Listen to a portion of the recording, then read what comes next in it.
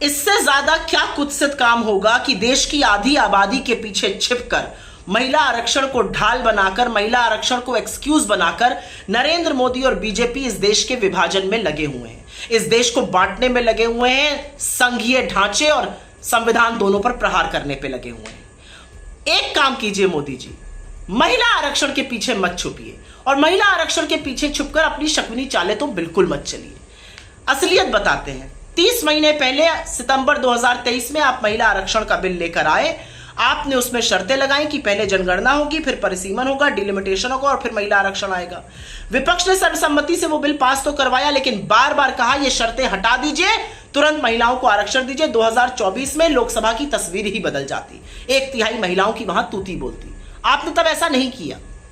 और यही नहीं, ओडिशा में, आंध्र प्रदेश में, महाराष्ट्र में, हरियाणा में, बंगाल में, तमिलनाडु में, केरलम में, असम में, पुदुचेरी में, तमाम ऐसे राज्य जहां पर उसके बाद चुनाव हुए, वहां पर महिलाओं को इसका फायदा मिलता। लेकिन आपने ये काम नहीं किया। आपने महिलाओं को उस समय आरक्षण नहीं दिया क्योंकि आपकी नीति और नियत दोनों में हमेशा से खोट थी। और आपकी नीतियों का बयान करने से पहले यह तो बता दूं कि 1989 में जब राजीव गांधी जी, जिनको मैं महिला आरक्षण का जनक मानती हूं, जब वो विधेयक पेश करते हैं पार्लियामेंट में, लोकल बॉडी इलेक्शंस, पंचायती राज में महिलाओं के आरक्षण के लिए, तो उसका पुरजोर विरोध और उसके खिलाफ वोटिंग करने का काम लालकृष्ण आडवाणी जी, अटल बिहारी वाजपेयी जी, जसवंत सिंह जी और राम जेठमलानी जी करते हैं। तो ये तो आपकी असलियत है। लेकिन फिर भी कांग्रेस की सरकार ने 73rd और 74th कॉन्स्टिट्यूशनल अमेंडमेंट पास कराया और उसके चलते पंचायती राज में महिलाओं को 1/3 आरक्षण मिला, जिसके चलते आज 15 लाख निर्वाचित महिलाएं हैं और उनकी संख्या अब 33 पर नहीं 40% पर पहुंच गई है। तो ये कांग्रेस की देन है। आपके कुछ बददिमाग लोग कहते रहते हैं कि कांग्रेस ने 2010 में क्यों नहीं पास कराया महिला आरक्षण। बिल्कुल सही कहते हैं, हम पास कराना चाहते थे, हमारी बहुत कोशिश थी कि हम उसको पास कराएं, हम पूरी तरह से प्रतिबद्ध थे उसको पास कराने के लिए, लेकिन हम एब्सोल्यूट मेजॉरिटी की सरकार नहीं चला रहे थे, हमारी घटक दलों की सरकार थी। हमारे कुछ घटक दल इस बारे में नहीं माने, हमने बहुत कोशिश की। लेकिन अब ये आर्ग्यूमेंट मैं पलटकर आपसे पूछ सकती हूं, 2014 और 2019 पे आपकी प्रचंड बहुमत की सरकारें आई, अब आप घटक दल की सरकार चला रहे हैं, देश ने नकेल कस दी है। उन प्रचंड बहुमत की सरकारों से आपने महिला आरक्षण का बिल पास क्यों नहीं कराया? और अगर आपने 2014 से 2019 के बीच में कराया होता तो 2019 की लोकसभा में लोगों को फायदा मिलता, महिलाओं को। और उसके बाद जितने भी देश भर में चुनाव हुए, सारे राज्यों में चुनाव हुए लगभग, उसके बाद पिछले 12 सालों में सबको फायदा मिलता महिला आरक्षण का। आपने ऐसा नहीं किया क्योंकि आपकी नीति और नियत में खोट है। इसलिए महिलाओं को मुद्दा मत बनाइए, आधी आबादी के पीछे मत छुपिए, ये कुत्सित काम मत करिए। अब बात करते हैं असल मुद्दे, क्योंकि महिला आरक्षण मुद्दा नहीं है, वो सेटल हो चुका है कॉन्स्टिट्यूशन में। मुद्दा है डिलिमिटेशन, और आप जानबूझकर सारे बिल एक साथ प्रेजेंट कर रहे हैं जिससे कि उसके खिलाफ वोट करने के चक्कर में आप ये बोलिए कि विपक्ष जो है वो महिला विरोधी है। विपक्ष बिल्कुल भी महिला विरोधी नहीं है। विपक्ष के पास ज्यादा महिला नेतृत्व है, महिला नेत्रियां हैं, महिला एमपीज हैं। तो प्लीज ये ज्ञान बिल्कुल मत दीजिए। डिलिमिटेशन की बात करनी जरूरी है। आपने जो विधेयक पेश किया है उसके चलते आप कॉन्स्टिट्यूशन के 5 आर्टिकल्स को बदलिएगा, 55, 81, 82, 172, 330, 332 और 334A। एक्चुअली 6 आर्टिकल्स को आप बदलने जा रहे हैं। और आप इसलिए 7 आर्टिकल्स को आप इसलिए बदल रहे हैं क्योंकि डिलिमिटेशन कब होगा, कैसे होगा और कौन सा सेंसस, कौन सी जनगणना का इस्तेमाल होगा, इसका फैसला कॉन्स्टिट्यूशन के ये आर्टिकल्स करते थे। अब आप इन 7 आर्टिकल 55, 81, 82, 172, 332, 334A को बदलकर यह फैसला कॉन्स्टिट्यूशन, संविधान से हटाकर सरकार को दे रहे हैं। सरकार एक सिंपल मेजॉरिटी से लोकसभा में यह पास करा लेगी कि डिलिमिटेशन कब होगा और कौन सी जनगणना इसमें इस्तेमाल होगी। तो आप संविधान पर पहला प्रहार कर रहे हैं, संविधान को कमजोर कर रहे हैं, संविधान के इस प्रावधान को खत्म कर रहे हैं कि कॉन्स्टिट्यूशन डिसाइड करे कि डिलिमिटेशन कब होगा और उसमें कौन सी जनगणना का इस्तेमाल होगा। अब लोगों की जानकारी के लिए थोड़ा सा यह बताना जरूरी है कि क्योंकि नॉर्थ और साउथ की पॉपुलेशन ग्रोथ अलग अलग रही है, तो अभी तक 1971 की जनगणना पर सीट्स बनी है और उनकी बाउंड्री 2001 की जनगणना पर तय हुई है। इसी का पालन होते हुए आया है। अब सरकार का कहना है कि हम 2011 के सेंसस का इस्तेमाल करेंगे और उसके बेसिस पर हम डिलिमिटेशन करेंगे। इसमें क्या आपत्ति है? इसमें पहली आपत्ति यह है कि 2011 का जो जनगणना है वो पुरानी हो चुकी है। It has passed its sell by date, जिसको अंग्रेजी में कहा जाता है, वो पुरानी हो चुकी है। इनफैक्ट उसके चलते आज 10 करोड़ लोग पीएम गरीब कल्याण योजना से भी बाहर हैं, फूड सिक्योरिटी एक्ट से बाहर हैं, क्योंकि वो जनगणना पुरानी हो चुकी है। और अगर आप ही का आर्ग्यूमेंट में यूज करूं, आप तो एसआईआर में 4-4 करोड़ लोगों के नाम कटवा रहे हैं यूपी में, तो जब 4 करोड़ है ही नहीं तो परिसीमन आप कैसे करिएगा? किस बेसिस पर आप ये डिसाइड करेगा कि एससी एसटी सीट्स कौन सी होंगी, विमेन सीट्स कौन सी होंगी? आपके पास ओबीसी के भी आंकड़े नहीं है।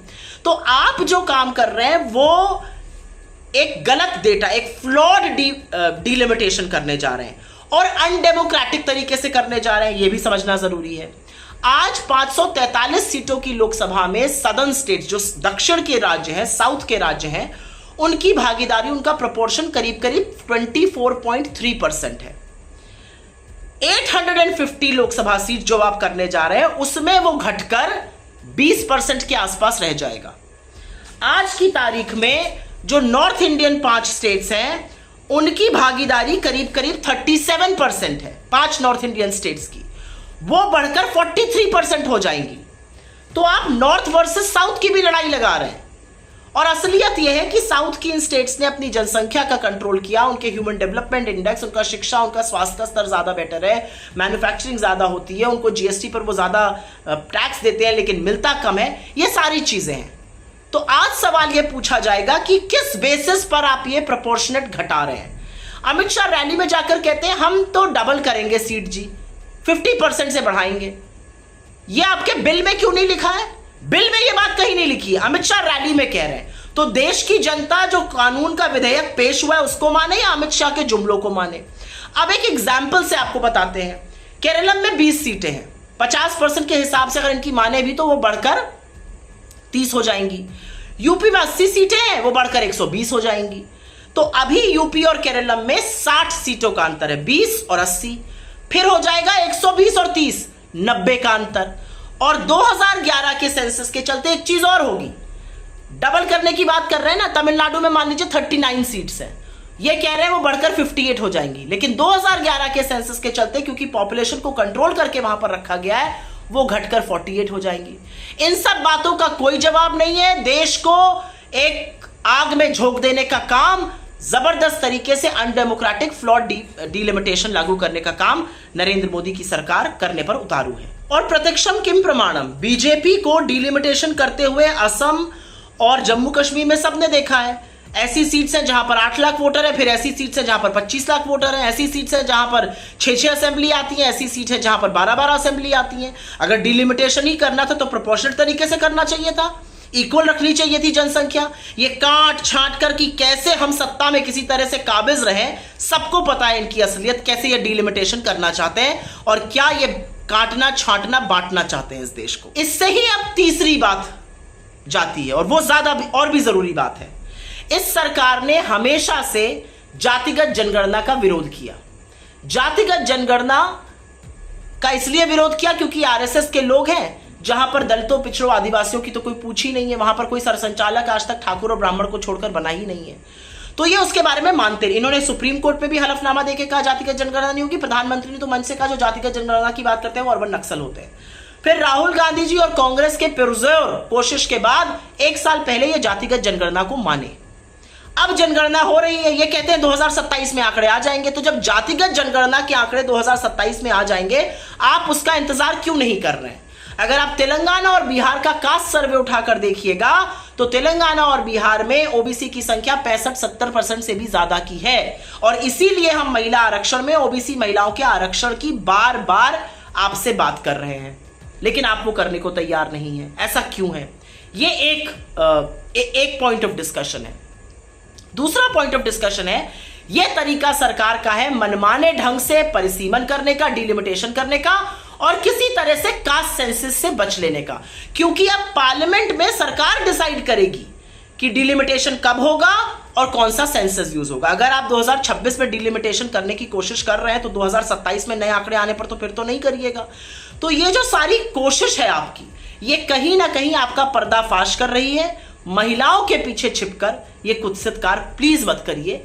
ये दिखाता है आपकी कुटिल गंदी सोच, ये दिखाता है आप महिलाओं को कितना मूर्ख समझते हैं, और ये दिखाता है कि आप अपनी सत्ता पर काबिज रहने के लिए हर उस पैतरे का इस्तेमाल करने को तैयार हैं जिससे संघीय ढांचे, संविधान सबको स्वाहा कर जाना पड़े। आपको उससे जरा सी भी दिक्कत नहीं होगी। ये आपकी असलियत है और ये देश आपकी पूरी असलियत समझ रहा है।